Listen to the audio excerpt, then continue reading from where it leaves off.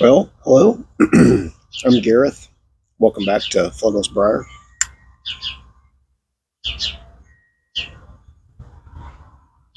Happy St. Patrick. If I could talk. Happy St. Patrick's Day.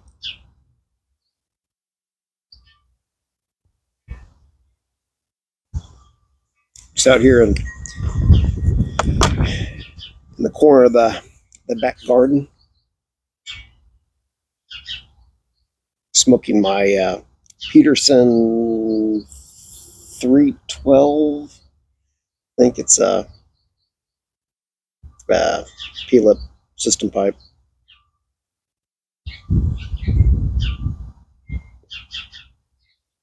The one I got at Pipes and Tobacco in Overland Park, Kansas City, about 2 months ago, roughly.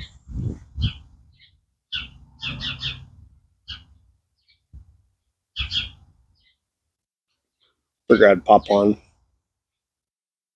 shoot a quick little video.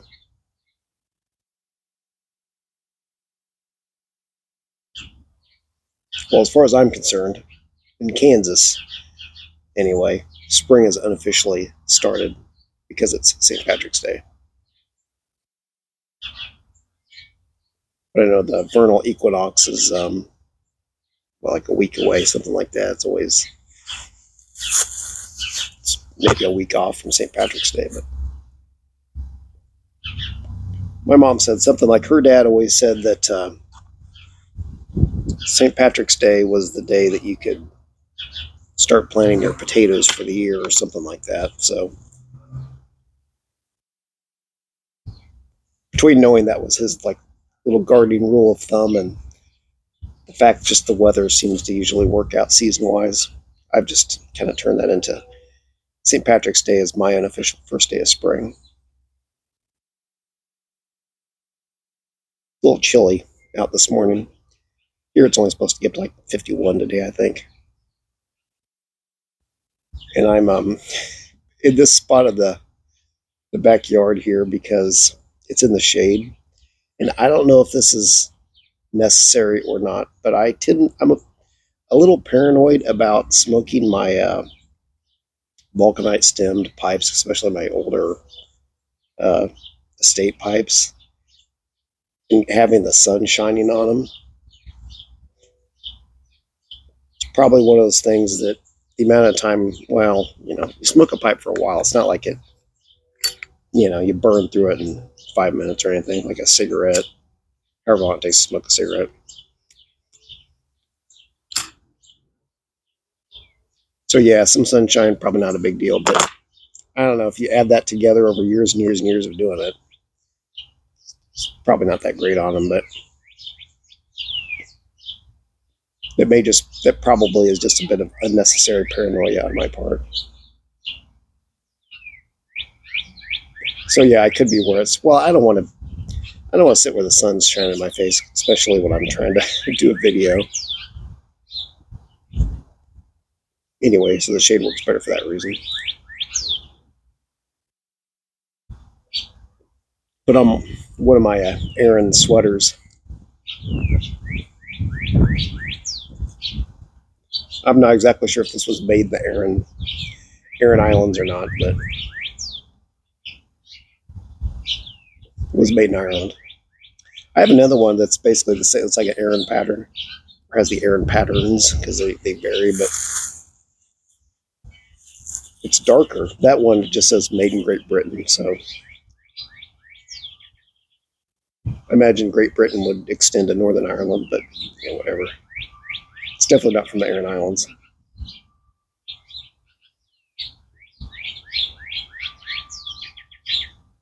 That kind of reminds me, I want to rewatch sometime if I can find it, or buy a copy of it or whatever. There's an old quote-unquote documentary called Man of Erin, I think. I think that's the title, but it was made by the same guy who made Nanook of the North. The reason why I use documentary quotation marks is apparently, I think they both fall into this camp. I like Nanook of the North. It's definitely a classic, but Um,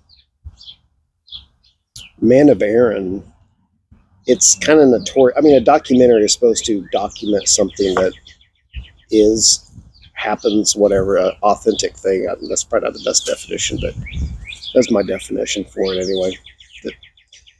But apparently, Man of Aaron, there was some stuff in it, not a lot of stuff, that was done for the sake of the filmmaking.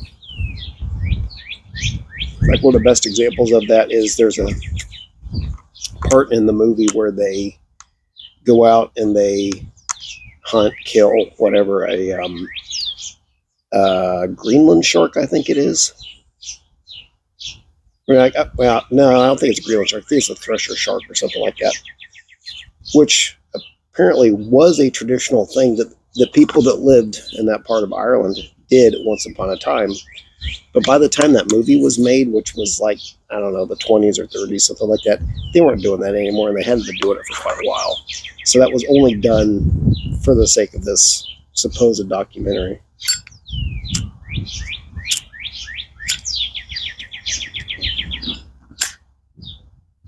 So it's not really truly a documentary, but it's an interesting movie. I've seen it once. I need to see it again. Not sure I said, but I'm smoking in my Peterson here. Smoking some Green Dragon from the Country Squire. They renamed it. Can't remember what it's called now. It's Virginia blend.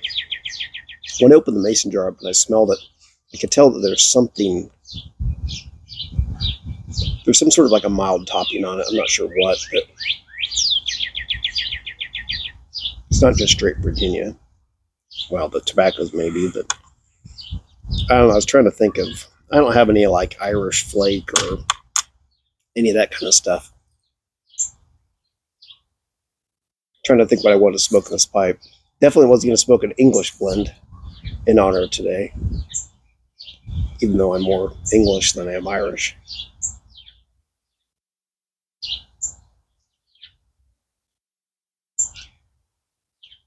I thought Father Dempsey, that's I'm assuming Father Dempsey himself was Irish.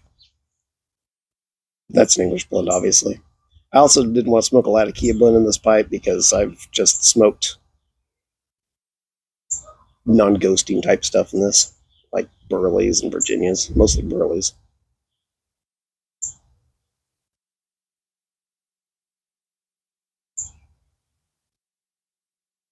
But I have this that Savinelli pot. It's like a 122, I think.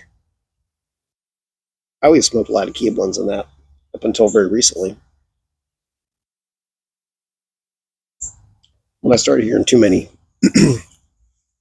fellow YTPC members remark how wider bowls, and also pot-shaped pipes suited Burleys very well. So I decided to give that a shot. So I've smoked a few bowls anyway so far of Burleys in that pipe, which the first bowl I had, I didn't really notice the Latakia ghost, such as I surely was in there. Last night I smoked a bowl of can't even remember what. Oh, Briar Fox in it, and towards the bottom I noticed it had this little extra thing going on with the Burley, and I figured out it was the Latakia ghost. I think it was actually quite. It added a very nice little kind of subtle layer to it. It was very enjoyable.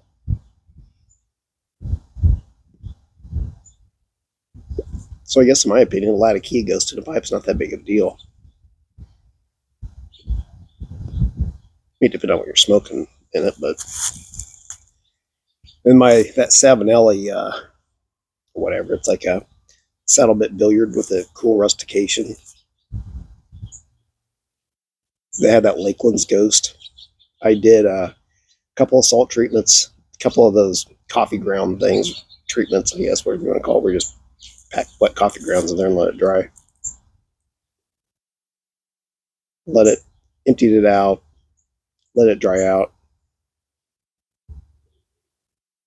And then I smoked like some Pegasus or something. It's something I knew the flavor of that wouldn't have no, topping, no ghost type flavor. Nothing that would get confused with a ghost. And it still had a little bit of ghost to it.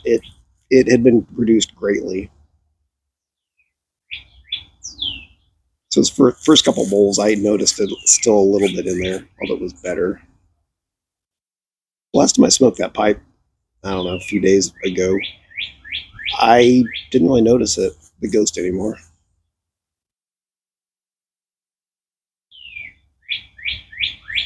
That whole thing's just funny because I'm trying so hard to get this Lakeland's ghost out of a pipe when I actually like Lakeland's blends. I just don't want to smoke them in that pipe because the bowl's too big. And most of the Lakeland's blends I've had are a little higher than nicotine, in my opinion, anyway. So I don't really want to smoke them in such a big bowl.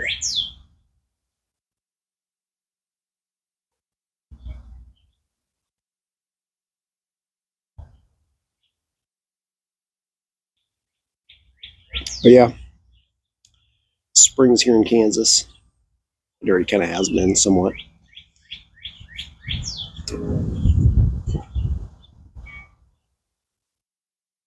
I would have like a little ounce or so of Bushmills out here with me. Even if it is morning, whatever. In honor of St. Patrick's Day, except I'm on call, so I probably really shouldn't do that. A couple weeks ago, I ran across some legend about something with Irish whiskey, and supposedly, like St. Patrick on his travels in Ireland, he came to some like whiskey distiller or something, and I can't remember what the interaction was, but St. Patrick helped him make whiskey or something. So, because of this story, this interaction with St. Patrick and a guy that made Irish whiskey, it's a tradition, I guess, in some circles, that you should honor St. Patrick's Day by having some Irish whiskey, which I always kind of felt was a good thing to do anyway. Long before I ever heard this legend, just a couple weeks ago or whatever. So I looked it up a bit, and St. Patrick lived in, I don't know what, like the 400s, 500s, something like that. Yeah, whiskey distillation had not been invented. Supposedly, that wasn't a thing until like, I don't know, at least like 500 years after that. Something like that. So I'm pretty sure that story's not true. Just like a lot of stories about St. Patrick probably are not really true. They come from a good place, but, like him driving out the snakes in Ireland because they were never there to begin with. Not just that, but a lot of, there's a lot of stories with St. Patrick, obviously, and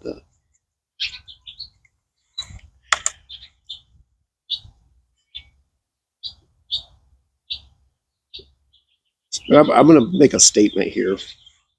I'm going to preface this by saying that in times past, I've gone out and celebrated St. Patrick's Day by hitting up some bars and that sort of thing. I've done that. Not saying I haven't, and I'm not saying that, doing that in general to a point is totally okay, but like there's this thing in Manhattan, Kansas, my hometown, where they have Aggieville, which is like surely there's a name for these type of places, parts and towns, where they spring up right next to a university or college. There's these like the districts where there's lots of bars and restaurants and shops and stuff like that. So Manhattan has Aggieville, which is apparently, at least in some circles, pretty well known, I guess. But K-State's spring break always falls like one end of it or the other on St. Patrick's Day, basically.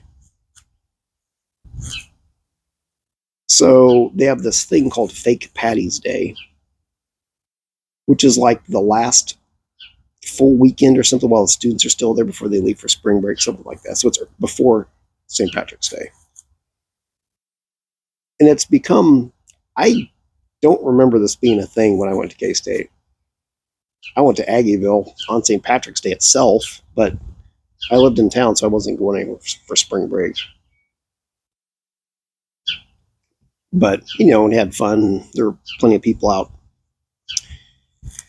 hitting up the bars and all that kind of stuff, and like going to the Irish pub places and stuff like that. But anyway, they have this thing called Fake Patty's Day now, where it's become a big thing. And like I was reading some article, like the arrests and like the amount of things the police had to deal with this year were higher than they had been for several years and stuff.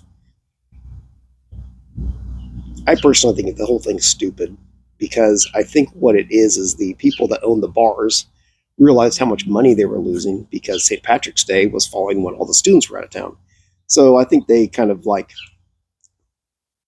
created this Fake Patty's Day thing to basically get a bunch of money from the drunk students. So I guess what my statement is that, it's good to have some beer and spirits, in moderation and celebration of whatever. But St. Patrick's Day falls into that group of things you can celebrate. Nothing wrong with that whatsoever. But I will say, pretty sure St. Patrick would not approve sitting up in heaven of people celebrating the day he died and went to his reward by getting, plastered. Not a good way to honor a saint. Just saying. The only reason I even say that is because that whole that St. Patty's Day thing just kind of, it annoys me.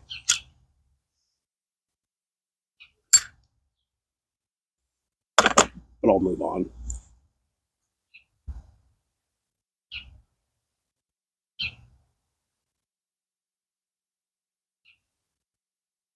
Probably don't really have a whole lot to move on to. It's about 17 and a half minutes. So I'm going to move towards drawing this to a close. Yeah, I'm probably going to go out camping this next weekend. It's looking like it might be kind of rainy and a little bit cooler than what I would like. Last several years, I've really looked forward to going camping in the middle of March because I was going out to a certain place out by Manhattan in the spring, around spring break time, and I was having such great weather. And like last year, it was cold, so I didn't even go out there because it was just going to be too cold and windy. And this year, it's going to be a little cooler, a little rainier than what I would like. So I looked into the weather records, and sure enough, like there were like a couple years in a row where it was like a little bit warmer than average, and it was nice and dry. So I think I got spoiled. So that's why I have these memories of great mid-March campouts out there. So yeah, I guess maybe back to the real world of weather and what you have to deal with. But anyway, I'm going to go out, hopefully, and I'm sure I'll try to record some bit of video out there.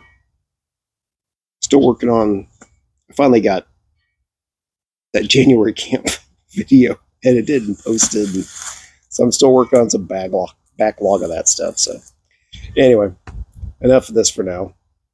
Thanks for joining me. Happy St. Patrick's Day.